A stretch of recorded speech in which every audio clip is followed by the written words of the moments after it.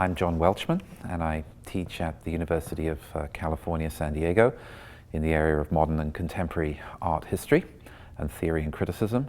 And I've worked on Mike and associated issues for about 25 or maybe a bit longer years. And we've collaborated on, I don't know, might be as many as 25 or even 30 different catalogue and essay and exhibition projects over those years. Mike several times confided to me, and a couple of times I think wrote in print, that one of his early ambitions was to be a writer, a literary writer. But he, being completely honest and self-aware, as Mike always was, he stated quite simply that he just felt he didn't have the talent. He wasn't good enough as a writer to become a literary type writer. And I think he sublimated a good deal of that. In point of fact, the writings that he did achieve across these many years are, even within literary terms, quite extraordinary.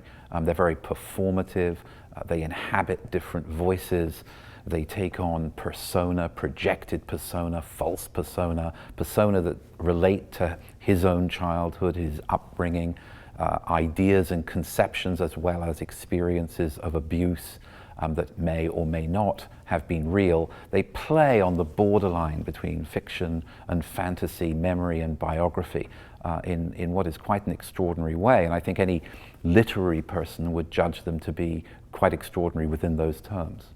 So I did spend a lot of time with Mike around the nitty-gritty of writing, particularly the nitty-gritty of revising and maybe adding footnotes, maybe making something clearer.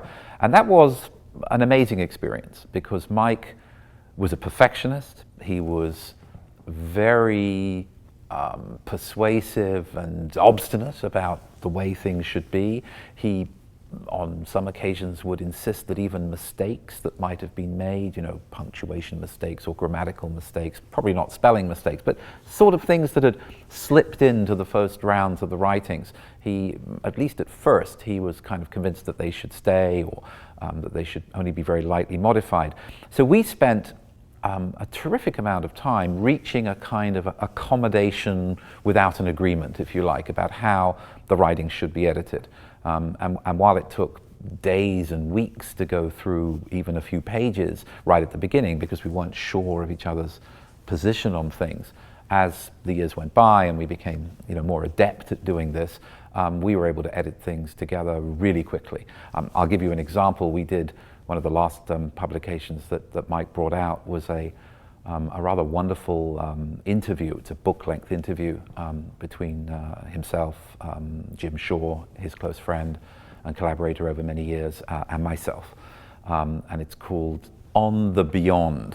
And it really takes as its sort of motivating idea explorations from both Jim and Mike, and some ideas from me, about what spirituality involved, what was religion, how did it feature in the lives and in the works of both of these artists. And it's actually a very important and substantial part of the way both of them were thinking. And anyway, we were able to edit that book from a taped interview in really not much more than a long afternoon. So we traveled a long way over about 20 years doing this. Right now, three main books that Mike and I did, collecting his writings. The two main ones are Fowl Perfection, which is a collection of Mike writing, as it were, in the voice and largely in the style of a critic or even an art historian. It collects his major writings on themes and issues in the art world, such as caricature, his long and wonderful essay on the uncanny, and a collection of essays about the work of friends and colleagues and other artists, survival research laboratories, Jim Shaw, many other artists that he dealt with. So that's a fairly, if you like, orthodox volume. And Mike comes across, I think, in that book, very much as a major critical voice, as you would attribute that kind of voice or style to any form of critic. He writes as well as most people who would define themselves as art historians and critics write. The second volume is much more experimental, and it's a much bigger volume, in fact. It's called Minor Histories, and it collects in 5 different sections all the writings that Mike did pretty much. A few remain to be collected because they were written after we published that volume. But it collects most of his writings on his own work.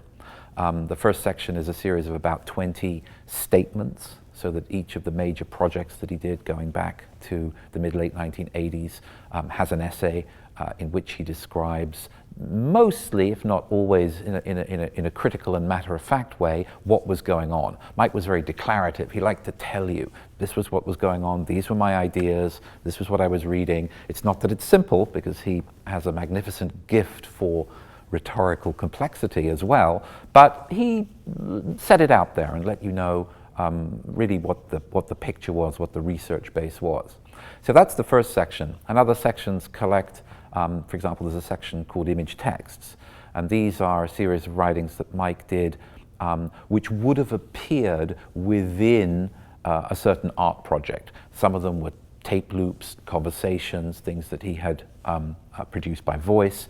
Others were, for example, the famous protest poster, a kind of Swiftian satire that Mike wrote on the healthcare establishment with this extraordinary, spoiler alert, proposition that in order to benefit the health of the citizenry in Los Angeles, celebrities should lend themselves and make themselves sexually available so that people's psychological and sexual repressions could be overcome. And it's a wonderfully witty text. It appeared on a poster, and that's published in that section of the book.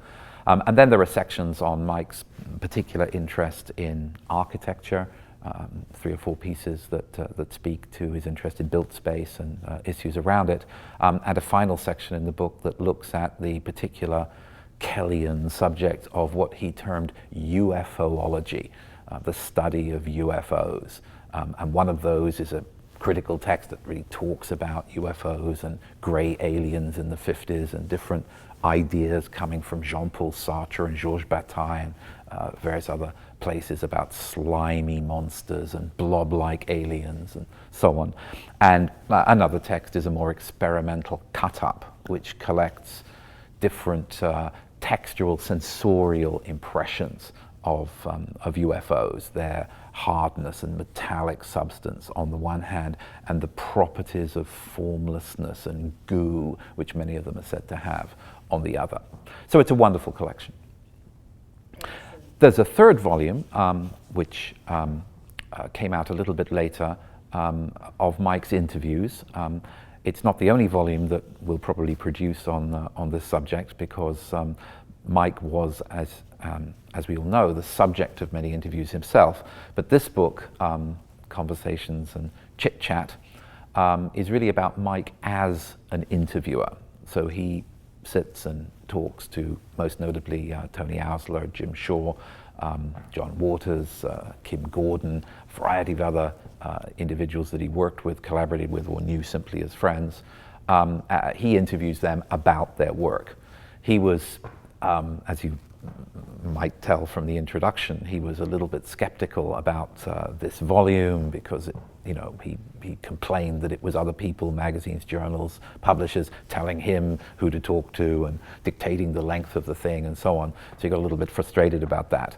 As a response, I did an interview with Mike about the concept of interviewing. And I actually think it's very revealing because he's very honest, as he always was, a little bit cantankerous about the format, and says a number of things, I think, that are very interesting for the whole approach to learning and studying about art through the interview process.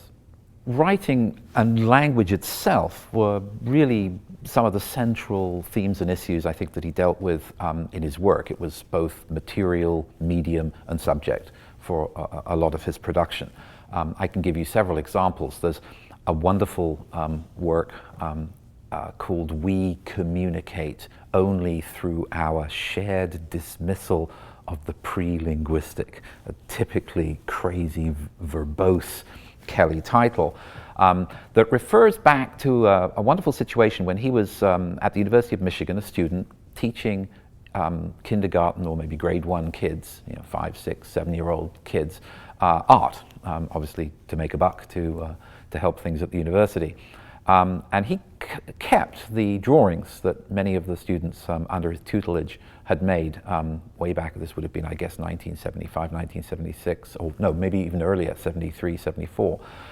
He kept them, and he went back to them in the early 1990s, and he made this wonderful piece that reproduced as photographs, a selection, I think it's around a dozen, of these very kindergarten-like paintings with monsters and dinosaurs and mummy and daddy and houses and weird flowers and all the things that you might expect. And then he supplied each drawing with a wonderful, deliciously parodic text which could have been written by child psychoanalysis or child psychology. He researched, he read many books, he read Melanie Klein, and he read, classic textbooks of child psychology and analysis, and he deliberately took the terms, lightly twisted them, incorporated them into a seemingly plausible narrative, and then presented the finished text as about a page of writing on the wall near to the drawing, one form, and also on a computer terminal, so you could actually access it interactively.